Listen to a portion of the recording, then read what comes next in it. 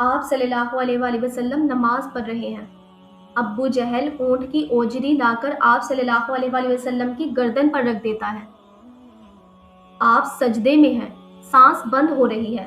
فاطمہ رضی اللہ تعالیٰ عنہ چھوٹی سی بچی آ کر اوجری اٹھاتی ہیں اور رو کر کہتی ہیں، میرے ابو کو کیوں مارتے ہو؟ راستے میں کانٹے بچھائے جاتے، آپ کے گھر کے دروازے پر کچرا پھینکا جاتا، لیکن جو ظلم غلاموں پر ہوئے وہ رلا دینے والے ہیں۔ حضرت بلال رضی اللہ تعالیٰ عنہ، حبشی غلام، کالے رنگ کے۔ امیہ بن خلف ان کو دوپہر کی سخت دھوپ میں ننگی ریت پر لٹاتا، سینے پر بھاری پتھر رکھ دیتا، کہتا محمد صلی اللہ علیہ وآلہ وسلم کا دین چھوڑ دو۔ بلال رضی اللہ تعالیٰ عنہ کی زبان پر صرف ایک لفظ رہتا، احد، اللہ ایک ہے۔ زبان سوکھ جاتی لیکن احد نہیں چھوڑتے۔ ابو بکر رضی اللہ تعالیٰ عنہ نے ان کو خرید کر آزاد کیا۔ پھر ہے حضرت سمیہ رضی اللہ تعالیٰ عنہ، اسلام کی پہلی شہیدہ۔ ابو جہل نے ان کو اور ان کے شوہر یاسر کو باندھ کر مارا، کہتا اسلام چھوڑ دو۔ سمیہ رضی اللہ تعالیٰ عنہ نے اس کے منہ پر تھوک دیا۔ ابو جہل نے نیزہ مارا اور ان کو شہید کر دیا۔ آپ صلی اللہ علیہ وآلہ وسلم کے سامنے ان کا بیٹا عمار رو رہا تھا۔ 3 سال تک شیب ابی طالب میں بائیکاٹ کیا۔ قریش نے لکھ کر کعبے پہ لٹکایا، نہ کوئی کھانا دے گا، نہ شادی کرے گا، نہ بات کرے گا۔ 3 سال تک آپ صلی اللہ علیہ وآلہ وسلم اور آپ کا پورا خاندان بھوک سے پیڑ کے پتے کھاتے رہے۔ بچوں کے رونے کی آواز پہاڑوں میں گونجتی رہی۔ نبوت کے 10ویں سال 2 بڑے صدمے ہوئے۔ پہلا، چچا ابو طالب کا انتقال ہوا، جو آپ صلی اللہ علیہ وآلہ وسلم کے ڈھال تھے۔ ابو طالب کے انتقال کے 3 دن بعد حضرت خدیجہ رضی اللہ تعالیٰ عنہ کا انتقال ہوا۔ 25 سال تک جس بیوی نے آپ صلی اللہ علیہ وآلہ وسلم کا ساتھ دیا، محبت دی، وہ چلی گئی۔ آپ صلی اللہ علیہ وآلہ وسلم اتنا روئے کہ سال کا نام ہی غم کا سال رکھ دیا گیا۔ مکہ میں کوئی سننے والا نہ رہا تو آپ صلی اللہ علیہ وآلہ وسلم اکیلے طائف گئے، 90 کلومیٹر پیدل۔ طائف کے 3 بڑے سرداروں سے ملے، کہا مجھے پناہ دے دو، اللہ کا پیغام سن لو۔ انہوں نے مذاق اڑایا اور کہا اللہ کو تم ہی ملے تھے نبی بنانے کے لیے، اور آوارہ لڑکوں کو آپ صلی اللہ علیہ وآلہ وسلم کے پیچھے لگا دیا۔ وہ لڑکے آپ صلی اللہ علیہ وآلہ وسلم پر پتھر مار رہے ہیں۔ آپ صلی اللہ علیہ وآلہ وسلم کا خون بہہ رہا ہے، یہاں تک کہ جوتی خون سے بھر گئی۔ زید بن حارث آپ صلی اللہ علیہ وآلہ وسلم کو بچانے کے لیے آگے آتے ہیں تو ان کا سر پھٹ جاتا ہے۔ آپ صلی اللہ علیہ وآلہ وسلم ایک انگور کے باغ میں بیٹھتے ہیں، جسم سے خون بہہ رہا ہے۔ آپ نے دعا کی، اے اللہ، میں اپنی کمزوری کا، اپنی بے بسی کا تجھ سے شکوہ کرتا ہوں۔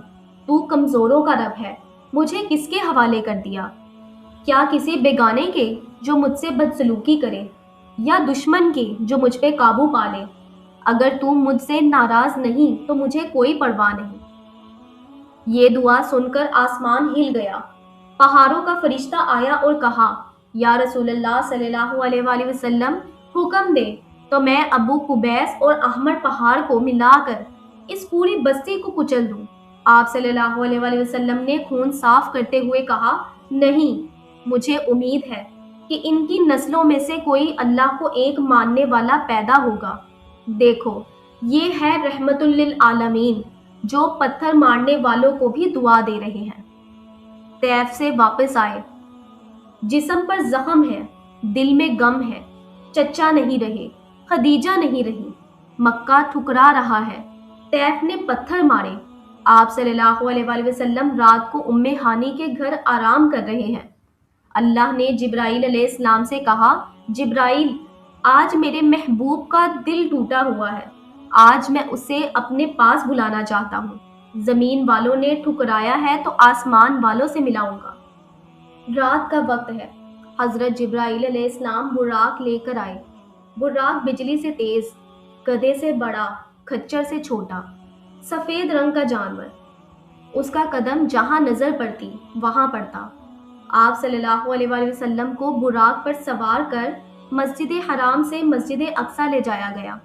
1500 کلومیٹر کا سفر جو اس وقت 2 مہینے میں ہوتا تھا، ایک پل میں طے ہوا۔ مسجد اقصی میں سارے 1,24,000 نبی جمع ہیں، آدم علیہ السلام سے عیسیٰ علیہ السلام تک سب۔ اذان ہوئی اور اللہ نے حکم دیا، آج امامت میرا محبوب کروائے گا۔ آپ صلی اللہ علیہ وآلہ وسلم نے تمام نبیوں کی امامت کروائی۔ یہ اعلان تھا کہ اب نبوت آپ صلی اللہ علیہ وآلہ وسلم پر ختم ہوئی۔ پھر وہاں سے آسمانوں کی طرف سفر شروع ہوا۔ پہلے آسمان پر حضرت آدم علیہ السلام ملے۔ انہوں نے کہا، خوش آمدید اے نیک بیٹے۔ دوسرے آسمان پر حضرت عیسیٰ علیہ السلام اور حضرت یحییٰ علیہ السلام ملے۔ تیسرے آسمان پر حضرت یوسف علیہ السلام ملے، جنہیں اللہ نے آدھا حسن دیا تھا۔ انہوں نے کہا، آپ تو مجھ سے بھی زیادہ حسین ہیں۔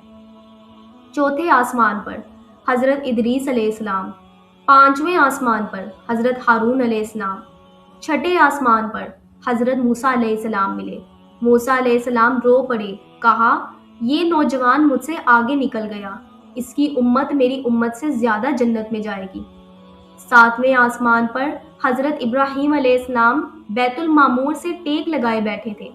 کہا، اے بیٹے محمد صلی اللہ علیہ وآلہ وسلم، اپنی امت کو میرا سلام کہنا اور کہنا، جنت کی مٹی بہت پاکیزہ ہے، وہاں درخت لگاؤ۔ سبحان اللہ، الحمدللہ سے جنت میں درخت لگتے ہیں۔ پھر سدرۃ المنتہا، وہاں ایسا درخت ہے جس کے پتے ہاتھی کے کان جیسے، اس کا پھل مٹکوں جیسا، یہاں سے آگے کوئی فرشتہ نہیں جا سکتا۔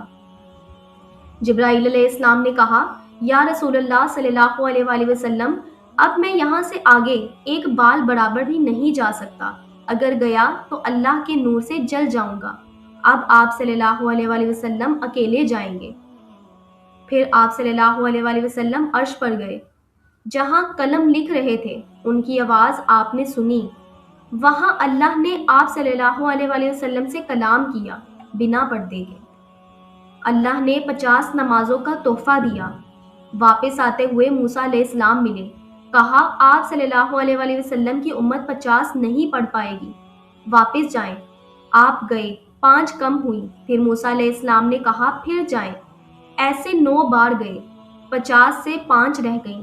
موسیٰ علیہ السلام نے پھر کہا، اور کم کروائے۔ آپ صلی اللہ علیہ وآلہ وسلم نے فرمایا، اب مجھے شرم آتی ہے۔ تب اللہ نے فرمایا، میرے محبوب صلی اللہ علیہ وآلہ وسلم، یہ 5 ہیں، لیکن ثواب 50 کا ہی دوں گا۔ وہیں آپ صلی اللہ علیہ وآلہ وسلم کو سورہ بقرہ کی آخری 2 آیاتیں اور یہ بشارت ملی کہ جو آپ صلی اللہ علیہ وآلہ وسلم کی امت شرک نہ کرے گی، اس کی بخشش ہو جائے گی۔ صبح آپ صلی اللہ علیہ وآلہ وسلم واپس مکہ آئے۔ آپ نے قریش کو بتایا تو سب ہنسنے لگے۔ کہا، اقصیٰ کا سفر 2 مہینے کا ہے اور تم 1 رات میں ہو آئے۔ ابو جہل نے کہا، اگر یہ سچ ہے تو اقصیٰ کی نشانیاں بتاؤ۔ آپ صلی اللہ علیہ وآلہ وسلم نے ساری نشانیاں بتا دی۔ اللہ نے اقصیٰ کو آپ کی آنکھوں کے سامنے کر دیا تھا تاکہ وہ صحیح سے بیان کر سکے۔ ابو بکر رضی اللہ تعالیٰ عنہ سے لوگوں نے کہا، تمہارا دوست کہتا ہے رات میں اقصیٰ ہو آیا۔ ابو بکر رضی اللہ تعالیٰ عنہ نے کہا، اگر محمد صلی اللہ علیہ وآلہ وسلم نے کہا ہے تو سچ کہا ہے۔ میں تو اس سے بھی بڑی بات آسمان سے وحی آنے پر یقین کرتا ہوں۔ اس دن سے آپ کا لقب صدیق پڑ گیا۔ معراج کے بعد بھی مکہ والے نہیں مانے، بلکہ ظلم اور بڑھ گیا۔ اب قریش نے فیصلہ کیا محمد صلی اللہ علیہ وآلہ وسلم کو ختم کرنا ہوگا۔ دار ندوہ میں سب سردار جمع ہوئے، ابو جہل، ابو سفیان، عتبہ، شیبہ۔